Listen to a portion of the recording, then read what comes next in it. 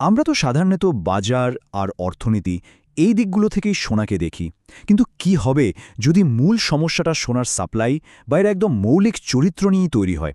চলুন তো এই অ্যাঙ্গেলটা একটু তলিয়ে দেখা যাক। আর ঠিক এখান থেকেই আমাদের আলোচনাটা একটা খুবই ইন্টারেস্টিং দিকে মোড় নিচ্ছে। আমরা এমন এক টেকনোলজিক্যাল থ্রেটের কথা বলবো যা সোনার হাজার হাজার বছরের ইতিহাসকেই চ্যালেঞ্জ জানাতে পারে। হীরার বাজারের কথা একটু ভাবুন তো। ল্যাবে বানানো হীরা বাজারে আসার পর কি হয়েছিল? প্রাকৃতিক হীরার দাম একেবারে 50 থেকে 80% পড়ে গিয়েছিল। তো প্রশ্নটা খুব সহজ, সোনার বেলাতেও কি এমন কিছু হতে চলেছে? টেকনোলজি কি পারবে সোনার ভ্যালুকেও একইভাবে শেষ করে দিতে? প্রথমেই একটা জিনিস পরিষ্কার করে দিই, এই ল্যাবে তৈরি সোনা কিন্তু কোনো নকল সোনা না। এটা কেমিক্যালি খনি থেকে তোলা সোনার মতোই একদম খাঁটি, যার অ্যাটমিক নাম্বার ৭৯। এটাকে বানানো হয় নিউক্লিয়ার ট্রান্সমিউটেশন বা বলতে পারেন এক ধরনের আধুনিক আলকেমির মাধ্যমে। আর যেহেতু এটা আসল সোনা, তাই এর প্রভাব নিয়ে প্রশ্নটা আরও সিরিয়াস হয়ে যায়, তাই না? কিন্তু এই যে এত বড় একটা হুমকির কথা বলা হচ্ছে, এর পেছনে সত্যিটা কি? চলুন এবার সেটাই খুঁজে বের করা যাক। দেখা যাক এই ভয়টা আসলে কতটা সত্যি। এই স্লাইডের সংখ্যাগুলো দেখলেই পুরো ব্যাপারটা জলের মতো পরিষ্কার হয়ে যাবে। খনি থেকে 1 আউন্স সোনা তুলতে যেখানে খরচ হয় প্রায় $১৩০০, সেখানে ল্যাবে 1 আউন্স বানাতে খরচ কত জানেন? $১,০০,০০০-এরও বেশি। আর প্রোডাকশন, খনি থেকে যেখানে বছরে মিলিয়ন মিলিয়ন আউন্স সোনা আসছে, ল্যাব থেকে আসছে মিলিগ্রাম। ওয়ার্ল্ড গোল্ড কাউন্সিলের একজন সদস্যের এই কথাটা আমার দারুণ লাগে। উনি বলেছেন, ল্যাবে সোনা বানানোটা হলো আইড্রপার দিয়ে একটা অলিম্পিক সুইমিং পুল ভরার চেষ্টা করার মতো। মানে টেকনিক্যালি হয়তো সম্ভব, কিন্তু অর্থনৈতিকভাবে এটা এতটাই দামি আর অকেজো যে এর কোনো মানেই হয় না। এটাই হলো সোনা আর হীরার মধ্যে আসল পার্থক্য। দেখুন, হীরার দামটা তার সৌন্দর্যের উপর নির্ভর করে, যা ল্যাবে সহজেই কপি করা যায়। কিন্তু সোনা একটা খাঁটি এলিমেন্ট। এর ভ্যালুটা এর মৌলিকতার জন্য, যা সস্তায় বানানো প্রায় অসম্ভব। তো ল্যাবে সোনার ভরটা তো তাহলে বাদ দেওয়া গেল। তাহলে প্রশ্ন হলো, সোনার দামের এই যে রকেট গতি, এর পেছনে আসল কারণগুলো কি? চলুন এবার বাজারের সেই মূল শক্তিগুলো একটু ভালো করে দেখি। আসলে 5টা বড় শক্তি এখন সোনার বাজারকে চালাচ্ছে। 1.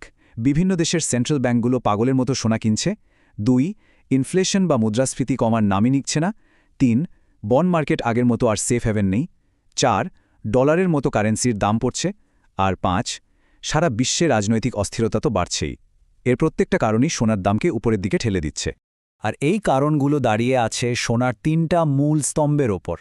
প্রথমত, এটা চূড়ান্ত রকমের দুর্লভ। দ্বিতীয়ত, সেন্ট্রাল ব্যাঙ্কগুলোর আস্থা। ওরা সোনা কিনছে কারণ এটা কোনো নির্দিষ্ট দেশের সরকারের নিয়ন্ত্রণে নেই।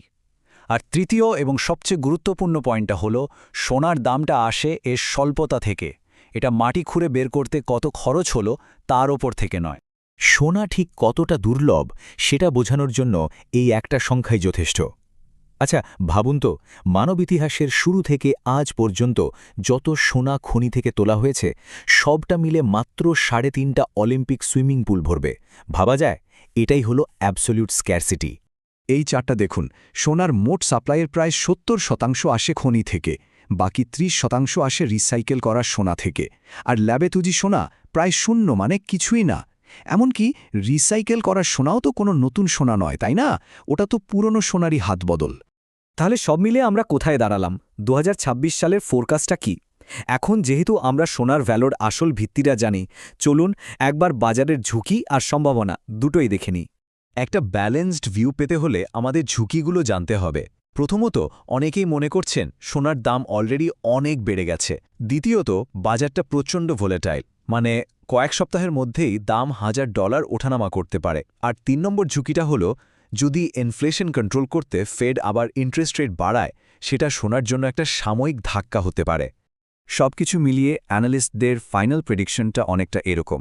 শর্ট টার্মে, মানে আগামী কয়েক মাস, বাজার বেশ টালমাটাল থাকবে। মিড টার্মে সেন্ট্রাল ব্যাংকের কেনাকাটা আর মুদ্রাস্ফীতির কারণে বাজারটা বেশ ভালো থাকার সম্ভাবনা। আর লং টার্মে সারা বিশ্বের ঋণের বোঝা আর রাজনৈতিক অনিশ্চয়তার কারণে সোনার ভবিষ্যৎ কিন্তু খুবই উজ্জ্বল দেখাচ্ছে। শেষ কথা হলো, সোনার ভেতরের শক্তিটা এখন আগের চেয়ে অনেক বেশি মজবুত। কিন্তু এখানে ধৈর্যটাই আসল খেলা। যারা শর্ট টার্ম ট্রেডিংয়ের জন্য সোনাতে আসবে, তাদের কিন্তু লোকসান হওয়ার সম্ভাবনাই বেশি। কিন্তু যারা এটাকে লং টার্ম ইনভেস্টমেন্ট হিসেবে নিজেদের পোর্টফোলিওকে বাঁচানোর জন্য ধরে রাখবে, ইতিহাস সাক্ষী তারাই শেষ পর্যন্ত পুরস্কৃত হবে আসল প্রশ্নটা হলো এই বন্ধুর পথে চলার জন্য বিনিয়োগকারীরা কি প্রস্তুত